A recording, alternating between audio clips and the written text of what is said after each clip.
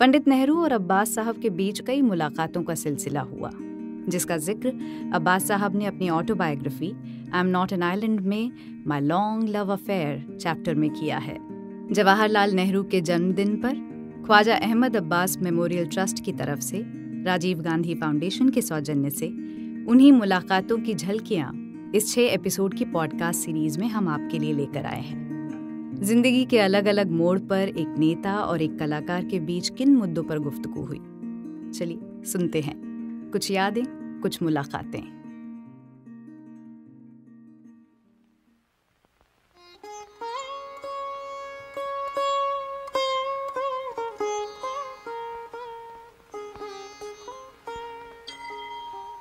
माँ? माँ? तुम कौन हो बेटे? मुन्ना। मुन्ना? सच?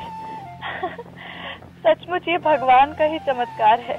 यहाँ मंदिर में क्या कर रहे हो बेटे? मास्टर जी कहते हैं तेरी माँ भगवान के पास गई है, भगवान यही रहते हैं। क्यों बेटा, तुम कहाँ रहते हो? घर नहीं है। घर नहीं है? तो हमारे घर चलो, हमारा बहुत बड़ा घर है, चलोगे? मेरी फिल्म मुन्ना एक बच्चे की अपने माँ से बिछड़ने की कहानी थी। बॉम्बे के कुछ दानिशवरों ने इसे देखा और पसंद किया। बॉम्बे में एजुकेशनिस्ट्स की हौसला अफजाई पर मैंने पंडित जवाहरलाल नेहरू को खत लिख दिया।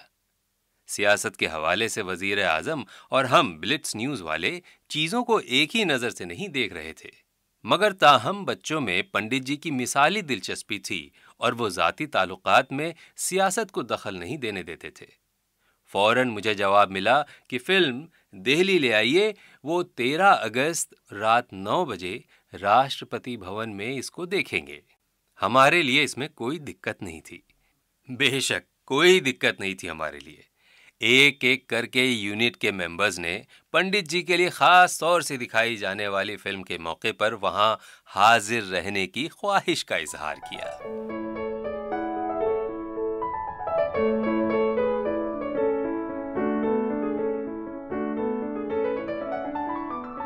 रात के 9:30 बजे थे। हम लोग राष्ट्रपति भवन के बेसमेंट वाले ऑडिटोरियम में मौजूद थे। राष्ट्रपति भवन के कई मुलाजिमीन आ चुके थे और अगली सफ़े में बैठ चुके थे। आखिरी की 3 सफ़े पंडित जी और इनके हमराह आने वालों के लिए रिजर्व की गई थी, मगर पंडित जी का कहीं नामो निशान ही नहीं था। हमारी जान सूली पर टंगी थी।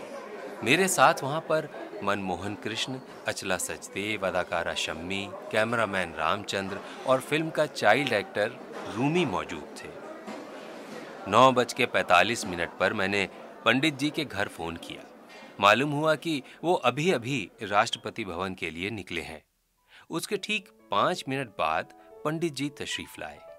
उनके हमराह इंदिरा गांधी और उनके दूसरे लोग भी थे। मैंने उनका खैर मकदम किया। उन्होंने माजरत की और बताया कि घर पर किसी का गैर मुतवक्को खाना हो गया था और वो निकल नहीं पाए थे। मैंने रूमी से उनको इंट्रोड्यूस कराया और बताया कि ये फिल्म का हीरो है। पंडित जी ने मुझ पर राज जाहिर किया कि भाई, मुझे नींद आ रही है और अगर फिल्म देखते देखते मेरी आंख लग जाए तो मैं चला जाना चाहूंगा। जेल में मुझे बत्तियों के बुझते ही सोने की आदत हो गई है और मैं नहीं चाहूंगा कि बत्तियों के जलने पर मुझे सोते हुए दिखाया जाए। मैं बहुत परेशान हुआ। फर्ज कीजिए पंडित जी वाकई सो जाते हैं तो? फर्ज कीजिए वो उठकर चले जाते हैं तो? अगर ये खबर बाहर निकल जाती है तो कैसी नेगेटिव पब्लिसिटी होगी।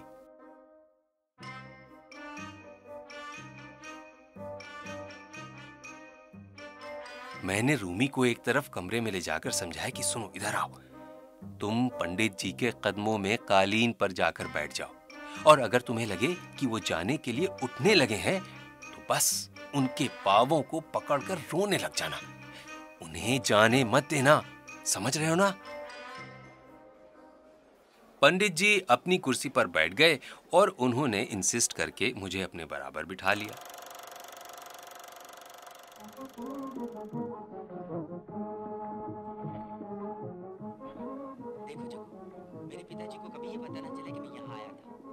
मैंने मौका खुशाइंद जाना और रनिंग कमेंट्री शुरू कर दी।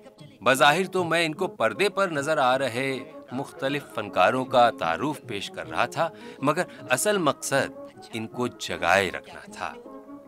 आखिरकार पंडित जी ने मेरे कान में कहा, अब्बास साहब आप बेवकूफ़ हैं, मैं आपकी जहानत की दाद देता हूँ। अब अपनी ज़बान बंद रखिए और मुझे फिल्म का लुत्फ उठाने दीजिए।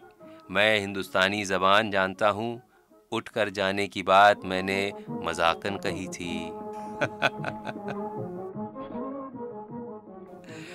ये सुनकर मुझे राहत का एहसास हुआ। इसके बाद मैंने सिवाय इंटरवल के दौरान उनको ड्रिंक्स पेश करने के उनको परेशान नहीं किया। फिल्म के दूसरे हिस्से में मनमोहन कृष्ण अपने बच्चों से पूछता है कि हिंदुस्तान का राष्ट्रपति कौन है। तमाम बच्चे बगलें झांकने लगते हैं। इनमें से एक बच्चा अपना सिर खुजाते हुए आधे मुंह से जवाब देता है, जवाहरलाल नेहरू। इसके फौरन बाद पूछता है, आवारा फिल्म का हीरो कौन है। तमाम बच्चे एक आवाज में जवाब देते हैं, राज कपूर।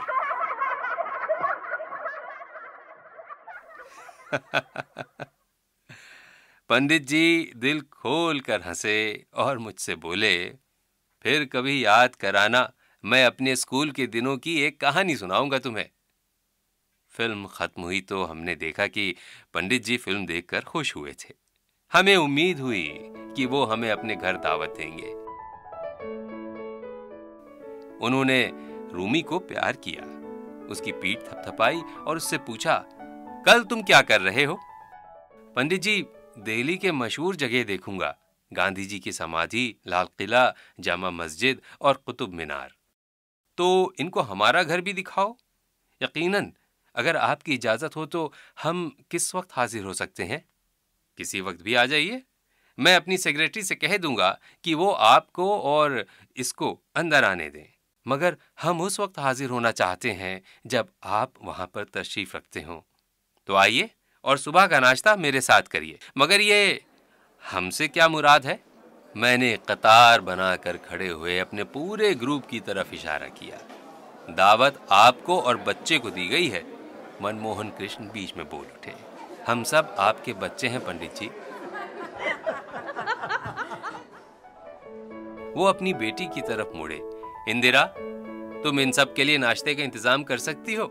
हमारे यहाँ इतने अंडे होंगे क्या? इंदिरा ने हाँ में जवाब दिया। ठीक है, तो मैं सुबह 8:30 बजे आपका इंतजार करूंगा। बच्चों की तरह उतावले होकर हम 15 मिनट पहले ही पंडित जी के घर पहुंच गए। कुछ देर उनके मशहूर रिसेप्शन रूम में इंतजार करने के बाद उनका एक सेक्रेटरी हमें ड्राइंग रूम में ले गया, जहां पर हमारे लिए मेज सजी हुई थी। वक्त की पाबंदी के साथ पंडित जी ठीक 8:30 बजे कमरे में दाखिल हुए। हम सब उठकर खड़े हो गए। पंडित जी बैठ गए। उनके एक तरफ मैं और दूसरी तरफ रूमी बैठ गया। इत्तेफाक से उस दिन मनमोहन कृष्ण की सालगिरह थी। मैंने ये राज पंडित जी के कान में बता दिया। उन्होंने मनमोहन कृष्ण को मुबारकबाद दी और फरमाइश की कि इस खुशी के मौके पर वो मेहमानों का दिल बहलाएं। मनमोहन कृष्ण ने खुशी खुशी अपनी सुरीली आवाज में एक गाना सुनाया। बाद में मैंने पंडित जी से उस कहानी का जिक्र किया जो उन्हें मुन्ना फिल्म देखते वक्त याद आ गई थी। ये लतीफा नहीं है, असल जिंदगी की कहानी है। कोई 60 साल पहले इंग्लैंड में एक नई लिबरल पार्टी हुकूमत में आई। हॉरो के एक क्लास टीचर ने अपनी क्लास के बच्चों से चंद मिनिस्टर्स के नाम बताने के लिए कहा। हर कोई खामोश रहा क्योंकि किसी ने अखबार ही नहीं पढ़ा था। सिर्फ एक हिंदुस्तानी लड़का था जिसने पूरी कैबिनेट का नाम इनके ओहदे के साथ बता दिया। इस लड़के के नाम का अंदाजा लगा सकते हैं आप? जवाहरलाल नेहरू। बिल्कुल सही।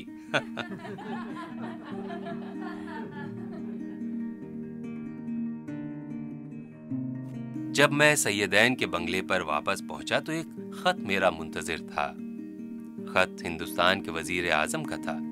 यकीनन ये खत उन्होंने सुबह लिखवाकर या आधी रात के बाद दस्तखत करके भिजवाया होगा। लिखा था, आपको मालूम ही है कि मैं बहुत कम फिल्में देखता हूं औसतन एक साल में 2 फिल्में। इसका मतलब ये नहीं है कि मुझे फिल्में पसंद नहीं है, बल्कि इसलिए कि वक्त निकालना मुश्किल है। ताहम मुझे आपकी फिल्म मुन्ना देखने का मौका मिला, देखकर खुशी हुई। भाई, इस मामले में मुझे कोई ख़ास तजुर्बा नहीं है, इसलिए मैं ज़्यादा नुक्ताचीनी नहीं कर सकता, लेकिन मुझे ये फिल्म पसंद आई और मैं कई नुक्ते नज़र से इसे अच्छी समझता हूँ। ये एक आसान सी कहानी थी जिसे ज़्यादा बनावट और एग्जैजरेशन के बगैर फनकाराना तरीके से बयां किया गया है। अदाकारों ने, ख़ास तौर से मुन्ना ने, अपना रोल खूब निभाया है।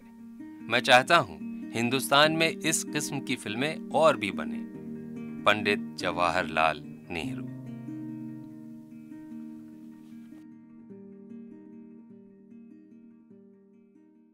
रफत सरोश की ये नज़्म अमन का फूल पंडित जवाहरलाल नेहरू के लिए।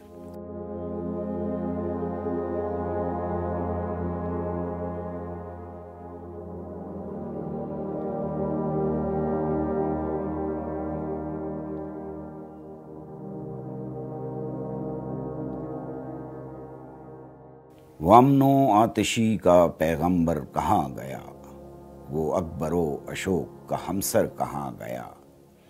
तारीकियों ने घेर लिया महरोमाह को, रोशन था जिससे दहर, वो खाबर कहाँ गया।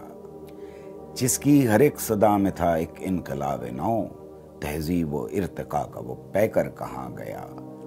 थी जुस्तजू के खूब से हो खूब तर कहाँ, वो कारवान शौक का रहबर कहाँ गया।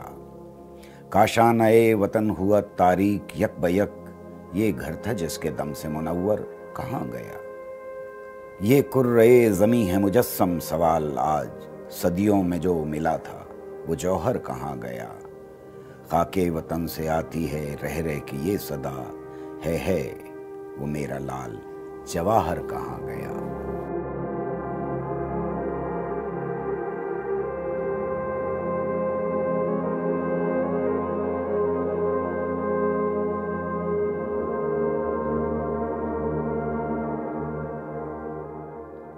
वो खो गया नज़र से मगर दिल के साथ है, सब कुछ लुटा के कौम के महमिल के साथ है। आज़ाद हो गया है वो अब कैद जिस्म से, वो रूह असर रूह की महफिल के साथ है। उसके उसूल, उसकी नज़र, उसका फ़लसफ़ा, सब कुछ हर एक रह रवे मंजिल के साथ है। मझधार में है किश्तिए कौमो वतन तो क्या, उसकी निगाह कश्तियों साहिल के साथ है। पहलू में ज़िंदगी के मचलता है जिसका अज़्म, वो नगमरेज़ रौनक़े महफिल के साथ है। उसकी नवा का शोले रक़्सा है जावेदां, वो रोशनी तबा हर एक दिल के साथ है। इन आंसुओं को रोक ले ए मादरे वतन, हाँ तेरा लाल तेरे ही महमिल के साथ है।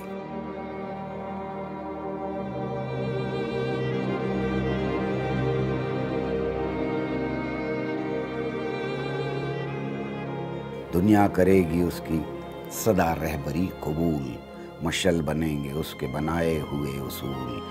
एटम की जद में आए हुए इस जहान में है अमन आतिशी का निशान उसका सुर्ख फूल। जब कोई जंग का नारा लगाएगा, छेड़ेगा नगमे अमन के उसका हर एक उसूल। बातिल की तीरगी जो कभी सर उठाएगी, होगा फलक से रोशनी सुबह का नजूल।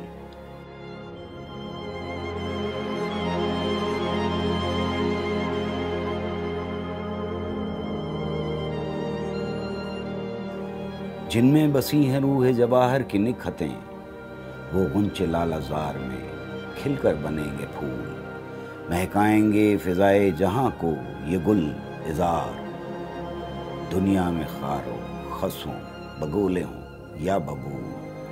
ताज़ा रहेगा इल्मो अमल का ये आफताब, हंसता रहेगा अमन मोहब्बत का सुर्ख फूल। हंसता रहेगा अमन मोहब्बत का सुर्ख फूल। हंसता रहेगा अमन मोहब्बत का सुर्ख फूल।